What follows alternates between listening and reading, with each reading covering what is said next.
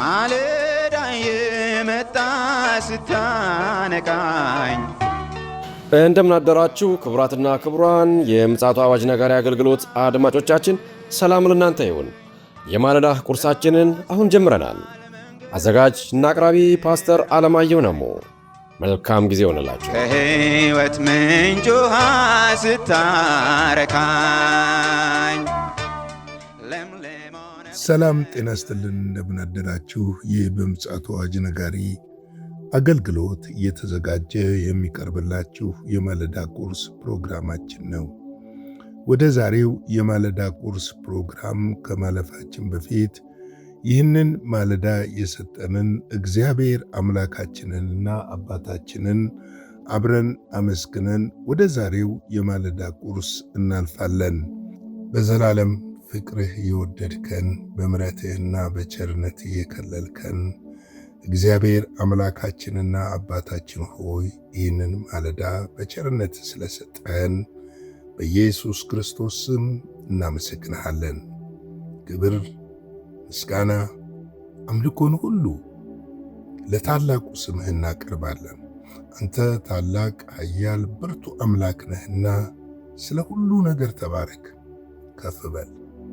እግዚአብሔር ሆይ ከዘላለም በፊት ስለወደድከን፣ ዘመን ሲደርስ ደግሞ ስለጠራሃን፣ ስለመረጥከን፣ በልጅ ደም አጥበህና ቀድሰህ በቁስልህ ፈውሰህ መርገማችንን በእንጨት ላይ ወስደህ ልጆቼ ብለህ ስለጠራሃን፣ የመንግሥት ወራሾች ስላደረግከን እግዚአብሔር ሆይ ከሚመጣው ቁጣና ጥፋት ሁሉ ልታድነን ልትታደገን ስለወደድክ እናመሰግንሃለን።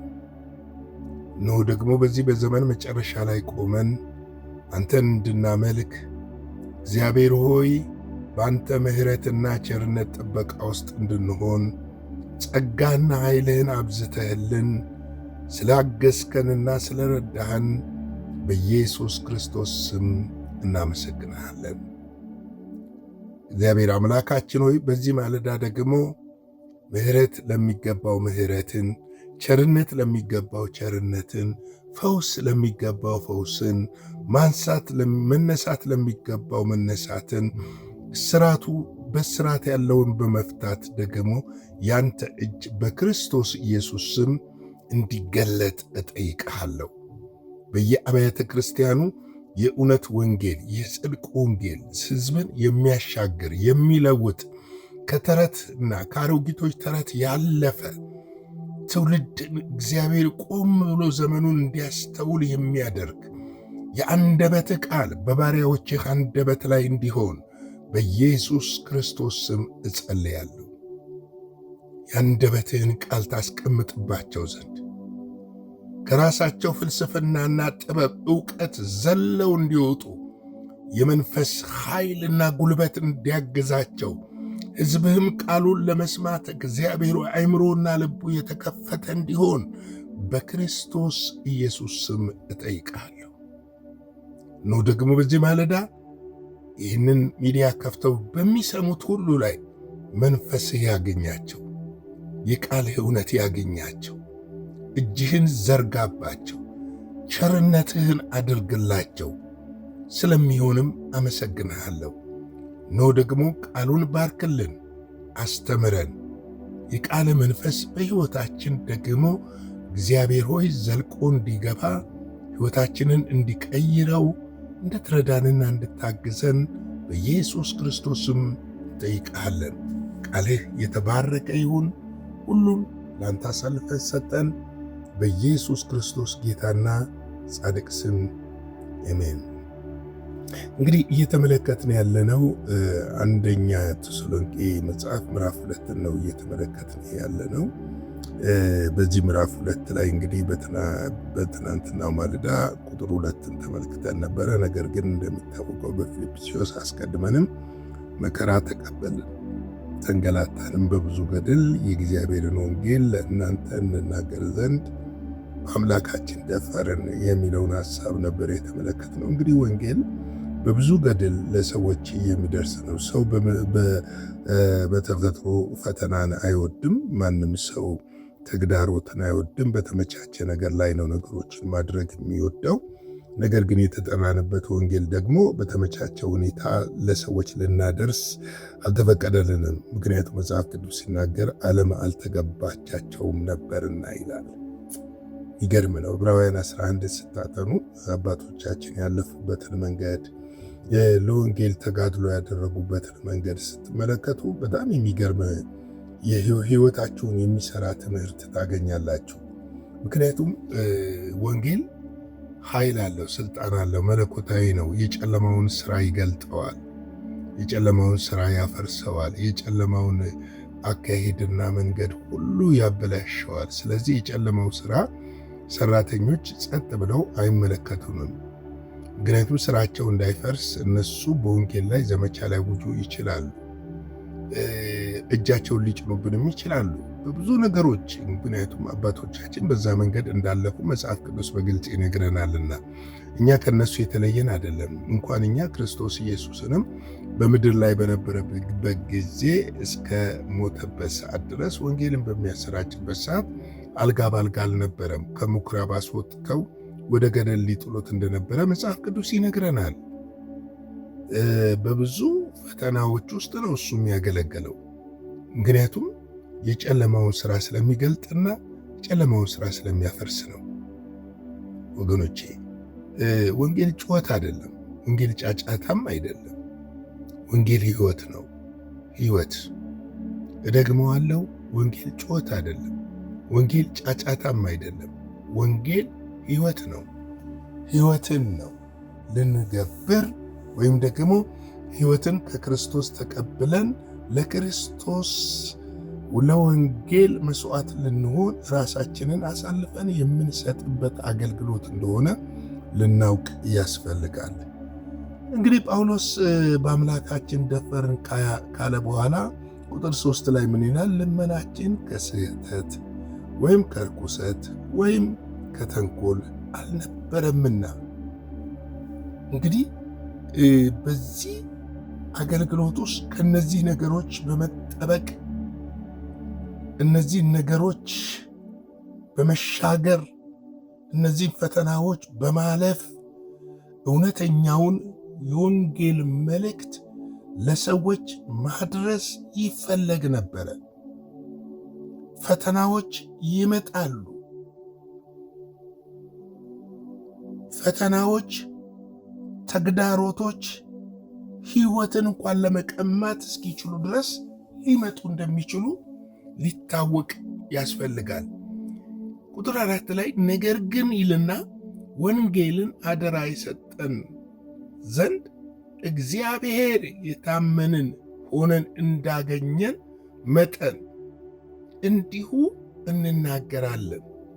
ልባችንን የሚመረምር እግዚአብሔር እንጂ ሰውን ደስ እንደምናሰኝ አይደለም ይላል። ነገር ግን ወንጌልን አደራ የሰጠን ዘንድ እግዚአብሔር የታመንን ሆኖ እንዳገኘን መጠን። ይህች ታማኝነታችን የት ጋ ነው? ለማን ነው የሚለው ነገር አምኖ የሰጠን አደራ ማን ነው? እግዚአብሔር ነው። እግዚአብሔር አደራ የሰጠንን ነገር ደግሞ ልንሸቃቀጥበትና በተለያየ መልክ ጥቅም ለማግኘት ልንሮጥበት የሚገባ አይደለም። ወንጌሉ የሚያድን ነው። ወንጌሉ ቴክኒክ፣ ጥበብ ምናምን የሚፈልግ አይደለም። ጸጋና ኃይል ነው የሚፈልገው። ከእግዚአብሔር ጋር ኮኔክሽናችንን ማስተሳሰር ነው የሚፈልገው። ማገናኘት ነው የሚፈልገው። ብልጣብልጥነትን አይፈልግም። ምክንያቱም በራሱ ኃይል ስላለው፣ በራሱ ስልጣን ስላለው፣ በራሱ የሚሰራ ስለሆነ፣ በራሱ የሚያድን ስለሆነ ታማኝነታችን ለሰጠን ለእግዚአብሔር እንጂ ሰዎችን ደስ ለማሰኘት እንዲሉን እንዲያደንቁን ከሰዎች አክብሮትና ሽልማት ለመቀበል አይደለም። ጎኖቼ አይደለም እንደዛ። ዛሬ የምናየው እንደዚህ ስለሆነ ያሳፍራል።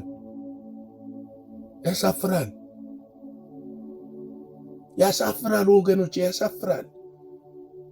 እግዚአብሔር አቅቶት ከሆነ እግዚአብሔር ራሱ ያቁመው እንጂ እግዚአብሔር ሳያቅተው ያቃተው እያስመሰልን በራሳችን ጥበብና ቴክኒክ በራሳችን ስልት ሰዎችን ደስ ለማሰኘት ሰዎችን ለማስጨብጨብ ሰዎችን እልል ለማስባል የምንሄድበት አካሄድ የውድቀት አካሄድ እንደሆነ ልናውቅ ያስፈልጋል።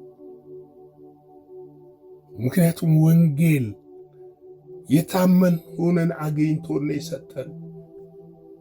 አንዳንዶቹ ወንጌል አልተሰጣቸውም፣ ነገር ግን በወንጌል ወንጀልን ይሰራሉ። ስላልተሰጣቸው ነው ወገኖች፣ ምንም ማድረግ አትችሉ። አልተሰጣቸውም፣ አደራ የለባቸውም። ስለ ሕዝብ አይጨነቁም፣ ስለሚድን ሰው አይጨነቁም። በጨለማ ስላለ ከቤተ ክርስቲያን ስለጠፋ ልቡ ሸክሙ የላቸው። የሌላቸውን ከየት ማምጣት ይቻላል? ስለዚህ በወንጌል ወንጀልን መስራት ይፈልጋሉ። ራሳቸውን ማሳየት፣ ራሳቸውን ማሳወቅ፣ ራሳቸውን የሚያሳውቁበት ቴክኒክና ጥበብን መጠቀም፣ ቡድኖችን ማብዛት፣ ቲፎዞ ማብዛት። እንግዲህ ቲፎዞ አይፈልግም።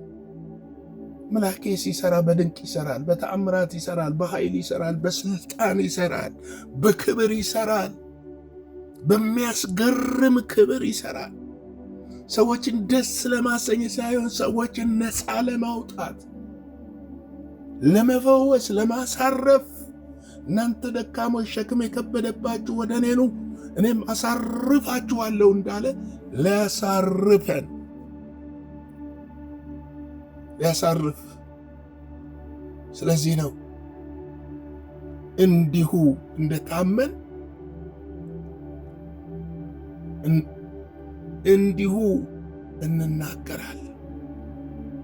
እሱ እንዳመነን እንደነገረን እንደተጻፈው እንደ እውነቱ እንዲሁ ምን እናደርጋለን? እንናገራለን። ልባችንን የሚመረምር እግዚአብሔር እንጂ ሰው አይደለም። ከሰው ቤኔፊት ለማግኘት ወንጌል አይሰበክም። ከሰው አድናቆትና ክብር ለማግኘት ወንጌል አይሰበክም። ወንጌል የሚሰበከው የተሰጠን አደራ ስለሆነ ታማኝ አድርጎ የቆጠረን ልብንና ኩላሊትን የሚመረምር እግዚአብሔር እንደሆነ ተረተንና ገብቶን መሆን አለበት። ወንጌል ያን ስለሆነ እንጂ ሰዎችን ደስ ለማሰኘት ሰዎችን ለሰዎች ደስታ ብለን አንሰብክም። ለዚህ እኮ ነው ለሰዎች ደስታ ሲባል አንዳንድ ቸርች ስትሄዱ ይህንን አትስበክ፣ ይህንን ስበክ፣ እዚህ ቸርች ይሄ የተከለከለ ነው፣ ይሄ ደግሞ የተፈቀደ ነው ይላል። የተፈቀደ አለ፣ የተከለከለ አለ። እነዚህ ቸርች ስለ ቅድስና ሰብካለሁ ብትል ከመድረክ ጎትቶ ሊያወርድህ ይችላል። ፓስተሩ ሊያወርድህ ይችላል። ስለ እውነት እናገራለሁ ብትል ሊያወርድህ ይችላል። ስለ ሙስና፣ ስለ ሌብነት፣ ስለ ዝርፊያ እናገራለሁ ብትል ከመድረክ ጎትተው ሊያወርዱህ ይችላል። ለምን? እነሱ እዛ የተሰበሰበውን ሕዝብ ደስ ማሰኘት እንጂ እግዚአብሔርን ደስ ማሰኘት አይደለም። እግዚአብሔርን ሐሳብ መፈጸም አይደለም ፍላጎታቸው። ስለዚህ ነው ነገር ግን ወንጌል አደራ ይሰጠን ዘንድ እግዚአብሔር የታመንን ሆኖ እንዳገኘን መጠን እንዲሁ እንዲሁ እንናገራለን። ለምን? ልባችንን የሚመረምር እግዚአብሔር እንጂ ሰው አይደለም። ልባችንን የሚያውቅ እግዚአብሔር ስለሆነ፣ ስለዚህ ሰውን ደስ ለማሰኘት ብለን አንሸቃቅጥም። ለዛሬ ማለዳ ያዘጋጁት መልእክት ይህንን ይመስላል። ላይክ፣ ሼር፣ ሰብስክራይብ በማድረግ አገልግሎታችንን በገንዘባችሁ እየደገፋችሁ ከኛ ጋር አብራችሁ እንድትቆሙ በጌታ ፍቅር እንጠይቃችኋለን። ስክሪኑ ላይ ባለው የንግድ ባንክ አካውንታችን ደስ ያላችሁን በልባችሁ ያሰባችሁትን ማድረግ ትችላላችሁ ማለት እወዳለሁ። አጭር ጸሎት ጸልየን እንጨርስ። የዘላለም አምላክ እግዚአብሔር ሆይ ስለዚህ ማለዳ ስለ ምሕረትህ፣ ስለ ቸርነትህና ስለ በጎነት ሁሉ እናመሰግንሃለን። ክብር ምስጋና ከዘላለም እስከ ዘላለም ለታላቁ ስም ይሁን። በዚህ በመጨረሻ ዘመን በሰጠን የወንጌል አደራ በታማኝነት አንተን ማገልገል እንድንችል በጸጋና በኃይልህ እንድታግዘን በክርስቶስ ኢየሱስ ስም እንጠይቃለን። ሁሉ ለስምህ ክብር ይሁን። ስለ ሁሉ ነገር ተመስገን። ስለ ሁሉ ነገር ከፍ በል። የቃልህን እውነት አስተምረን። እግዚአብሔር ሆይ ያስተማርከንን እንድንኖርበት ደግሞ ጸጋ ይርዳን። ይህንን ቀን ላንተ አሳልፈን ሰጠን። በደምህ ሸፍነን ከክፉ ሁሉ ጠብቀን። በኢየሱስ ክርስቶስ ጌታ ስም አሜን።